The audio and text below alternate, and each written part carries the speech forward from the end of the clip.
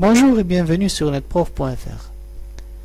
Dans la vidéo précédente, on a parlé des VLAN et on a vu que la notion de VLAN nous permet de segmenter le réseau en un ensemble de groupes de machines qui peuvent communiquer entre elles au sein du même groupe, mais pas de communication entre deux machines de groupes différentes. D'accord? Donc, essentiellement utilisé pour des raisons de sécurité, d'accord, et pour limiter la diffusion. Aujourd'hui, on va parler du trunking. On a besoin du trunking quand il s'agit de plusieurs switches qui utilisent la notion de VLAN. Donc, qu'est-ce qu'on a ici? On a deux switches, d'accord, connectés par une cascade classique sur le port C1 et C2, et on a VLAN A sur les 12 premiers ports, VLAN B sur les 12 autres premiers ports.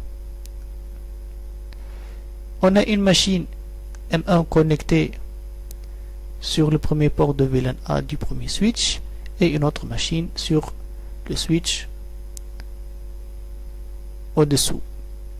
Alors, la question qui se pose, maintenant, est-ce que M1 peut communiquer avec M2? A priori, oui, voyons. Alors, j'ai ici une cascade. Donc, le switch en haut connaît que M1 se trouve sur le port numéro 1 du VLAN A.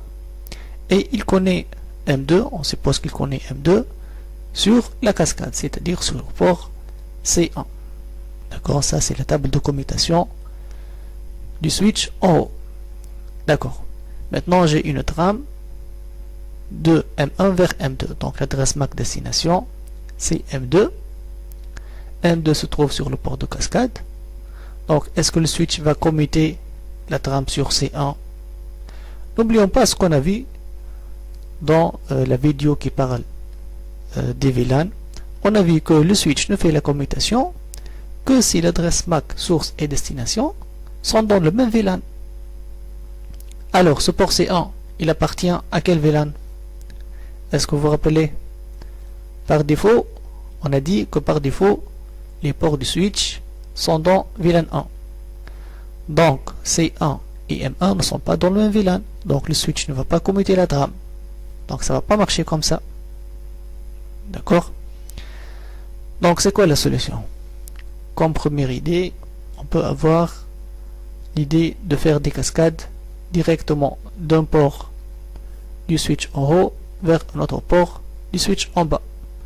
Ainsi, les PC sur VLAN A en haut peuvent communiquer avec les PC en bas. Mais vous comprenez bien que ce n'est pas une jolie solution. Donc déjà, avec deux switches, on a le nombre de cascades doit être exactement le nombre de VLAN. Que dire avec 4 ou bien 5 switches et 4 ou 5 VLAN. Donc ça sera difficile de gérer ça. Qu'est-ce qu'on veut? Donc on veut éliminer ces cascades directes et utiliser la cascade classique de C1 et C2. Mais ce port ne doit pas appartenir ni à VLAN A ni à VLAN B. Il doit appartenir aux deux VLAN en même temps. Parce que supposons que C1 et C2 sont dans VLAN A. D'accord, VLAN A, la communication va être faite sur VLAN A, mais VLAN B et les PC sur VLAN B ne vont pas communiquer. Et vice versa.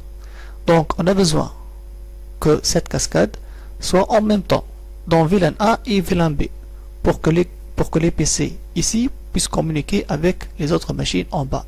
De même pour VLAN B. Donc, en conclusion, on a besoin de quelque chose qui ressemble à ça. Un port de cascade multicolore. Ni le VLAN rouge, ni le VLAN bleu.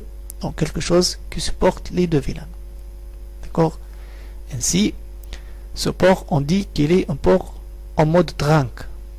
D'accord? Et les autres ports, on dit qu'ils sont en mode accès. C'est quoi la différence? Donc, un port en mode accès, il appartient à un seul VLAN. Alors qu'un port en mode trunk, il appartient à plusieurs VLAN en même temps. D'accord? C1 et C2 sont en mode trunk. mais tous les autres ports de VLAN A et de VLAN B sont en mode accès. D'accord. Maintenant, a priori, ça va marcher. Voyons ça. Donc, on a une autre RAM Ethernet dont l'adresse MAC destination c'est M2. Elle va arriver au switch. Le switch va regarder M2. M2 se trouve sur le port C1. C1 appartient à C1, c'est un trunk. Il est multicolore. Donc, et M1 appartient à VLAN A. Est-ce que les deux ports sont dans le même VLAN? Ben, on peut dire oui, puisque C1 est un trunk. Donc, il appartient déjà à VLAN A. Donc, le switch peut commuter la trame et l'envoyer sur la cascade C1. Donc, la trame va sortir sur C1. Elle va arriver à C2. C2 va lire l'adresse MAC destination. L'adresse MAC destination, c'est M2. D'accord. M2, elle se trouve sur le port numéro 1, qui appartient à VLAN A. Mais l'adresse MAC source, elle appartient à quel VLAN? Pour lui, l'adresse MAC source, c'est M1. Donc, il sait lire ça. Mais M1, elle appartient à un trunk. Donc, on n'est pas sûr que M1 vient du VLAN A ou bien du VLAN B. Si elle vient du VLAN A, donc c'est bon, il va le commuter, puisque M2 est déjà dans VLAN A. Mais si M1 appartient à VLAN B, il ne faut pas qu'il commute la trame, il faut l'ignorer. Donc a priori, ce switch ne va pas trouver une information qui lui indique sur l'origine de M1. D'accord? Rien ne dit dans la trame que M1 vient du VLAN A. On sait que M1 vient sur un trunk, donc on ne connaît pas l'origine du VLAN de M1. D'où on a besoin d'insérer cette information quand la trame sort de C1. Donc ici, le switch en haut, quand il va envoyer la trame sur C1, il va ajouter quelque chose dans la trame qui indique le VLAN de l'adresse MAC source, c'est-à-dire M1. Alors, donc, on a créé un standard qu'on appelle 802.1q. Donc, c'est une norme, c'est un standard. Donc, les switches doivent suivre ce standard pour qu'ils puissent fonctionner ensemble. On s'est dit que voilà l'entête de l'Ethernet. On a l'adresse MAC source, l'adresse MAC destination et les autres champs de l'entête. On s'est dit qu'on va insérer ici une information qu'on appelle le tag. Donc on va insérer ici un tag. Et dans ce tag, on va dire que cette trame utilise la norme 802.1q et que la trame appartient au VLAN X. VLAN 1, VLAN 2, VLAN 3, VLAN 4, etc. D'accord? Donc, ainsi, le switch en bas va connaître l'origine de la trame, c'est-à-dire M1, si il va savoir si M1 vient du VLAN A ou bien de VLAN B. Donc en utilisant et en analysant la valeur du tag, il va savoir l'origine de M1, ainsi il va décider s'il va commuter la trame ou bien l'ignorer. Mais attention à ne pas tomber dans la confusion qui dit que le tag est ajouté au niveau du port accès. Pas du tout. Le tag est ajouté au niveau du port de cascade. D'accord? Donc ici, quand M1 va générer la trame, elle ne va pas insérer le tag. Le tag est inséré seulement ici. Quand C1, quand le switch va envoyer la trame sur C1.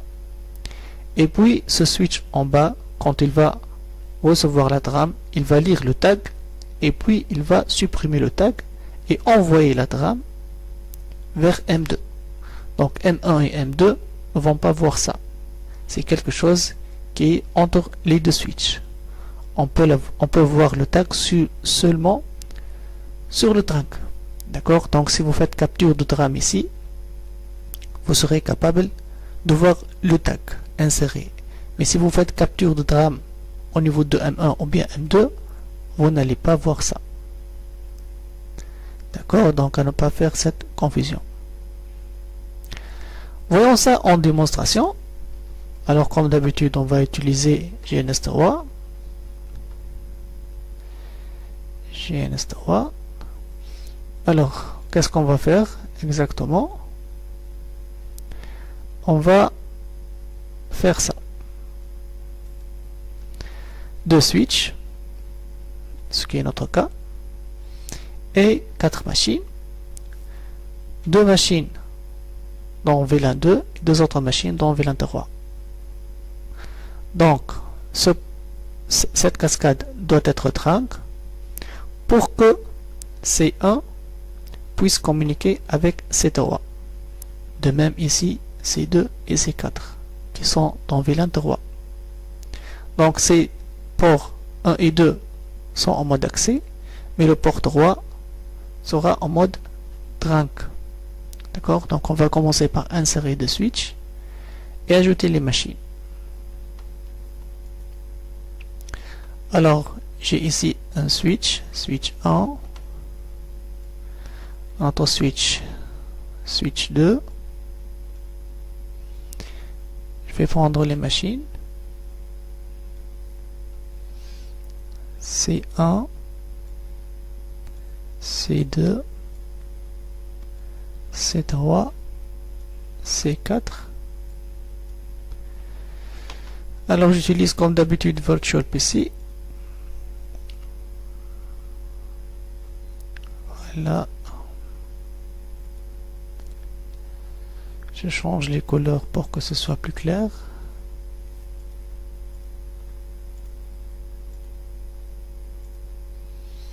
D'accord. Et je définis comme d'habitude les ports.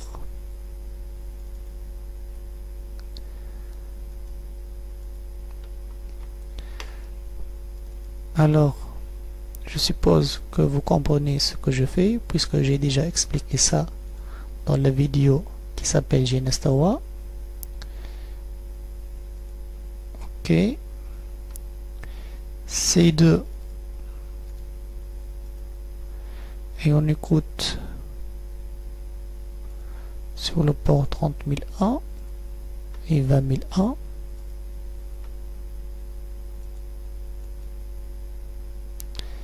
C3 et on écoute 30002 et 20002.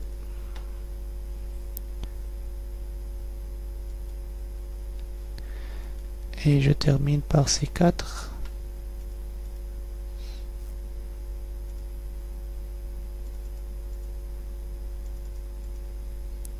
Voilà, j'espère que j'ai pas fait de faute.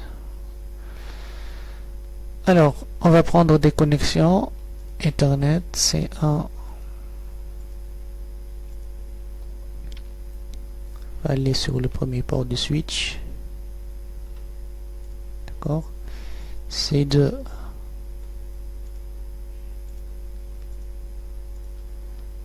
sur le deuxième port du switch. Voyons ça. Donc premier port sur C1, deuxième port sur C2. Je fais la même chose ici.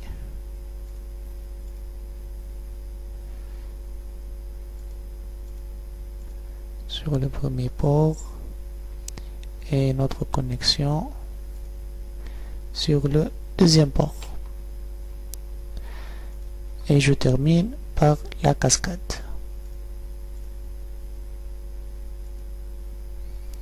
Alors, je dois m'assurer que la cascade est sur le port 3. D'accord. De même pour switch 1. Donc, c'est le port 3 qui doit être en mode trunk. Maintenant, comme ça, toutes les machines sont en VLAN 1. Donc, il y a une communication normalement entre toutes les machines. Je vérifie ça. Je suis sur PC1, je fais ping 192.168.1.2. D'accord, point 3, point 4. Ça marche. Alors, on a dit que le port 1 doit appartenir à VLAN 2. Donc on va faire ça au niveau du switch. Le port 1 doit appartenir à VLAN 2. il est en mode accès. Mais le port 2, il appartient à VLAN 3. Il est en mode accès. Par contre, le port 3, qui est le port de cascade, il doit être en mode trunk. En utilisant 802.1q. D'accord, appliquer. Ok, je fais la même chose pour le deuxième switch. Donc, premier port, il appartient à VLAN 2, il est en mode accès. Deuxième port, il appartient à VLAN 3, il est en mode accès. Et pour le troisième port, il est en mode trunk en utilisant 802.1q. Voilà, appliquer. OK. Donc j'ai créé le trunk ici. Ça c'est le VLAN 2 et ça c'est VLAN 3.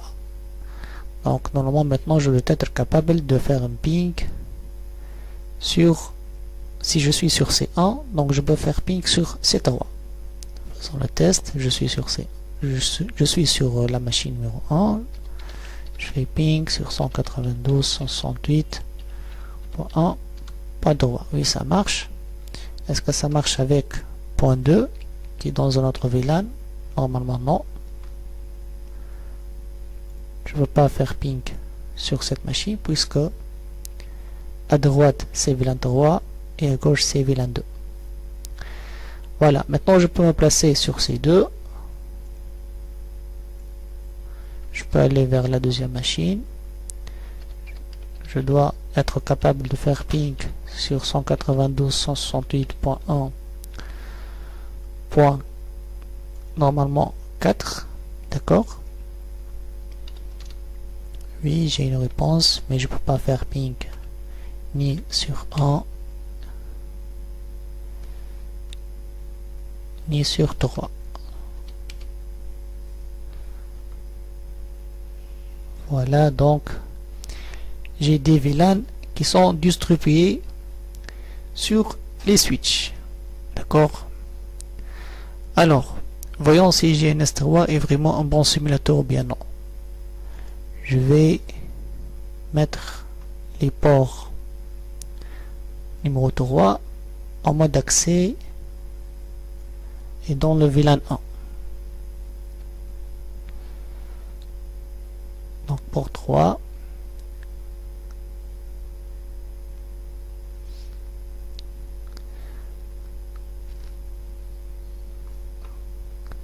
Comme s'il n'a pas accepté la commande. Est-ce que c'est possible de changer le port 3 en mode accès? D'accord, dans VLAN 1, donc pas de trunk. Ok. Je fais la même chose pour C1. Qu'est-ce qui se passe si je n'ai pas de trunk? Le port numéro 3 est en mode accès. D'accord? Alors, si GNS3 est un bon simulateur, ça ne doit pas marcher entre C1 et C3. Donc, je vais aller sur la machine 1. Est-ce que je peux faire ping sur 192.168.1.3?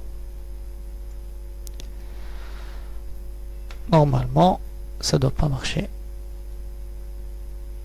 Et oui, ça ne marche pas parce que j'ai pas de trunk. D'accord? Donc bravo GNS3, il a bien compris qu'il n'y a pas de trunk ici. Donc pas de communication même au sein de même VLAN. Je peux faire aussi le même test au niveau de VLAN 3. Je vais aller sur la machine numéro 2 et je vais essayer de faire un ping sur 192.168.1.4 qui est normalement dans VLAN 3 aussi. Mais ça marche pas parce que pas de trunk configurer entre les deux switches. Et c'est comme ça que ça doit être. D'accord? Alors revenons donc pour conclure, pour résumer ce qu'on a vu.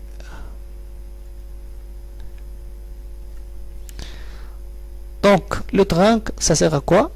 Le trunk, on l'utilise quand on a des VLAN qui sont distribués sur plusieurs switches. D'accord? On a besoin de configurer les ports de cascade en tant que trunk.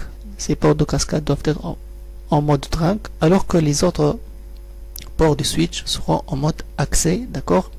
Et on a parlé du 102.1Q, qui est la norme utilisée pour ajouter ce qu'on a appelé un tag. On ajoute l'information au niveau de la trame, que cette trame appartient à un VLAN A ou bien un VLAN 2, VLAN 3, ainsi de suite, pour que le switch final ici, quand il va recevoir la trame, en consultant la table de commutation, il va pouvoir décider soit de commuter la trame, soit de l'ignorer. Voilà, juste une remarque avant de finir, c'est que bien sûr, quand vous achetez un switch, il vaut mieux s'assurer qu'il utilise la norme 102.1Q pour qu'il soit compatible avec les autres switches existants qui normalement utilisent cette norme. Je vous remercie pour votre attention. Merci et au revoir.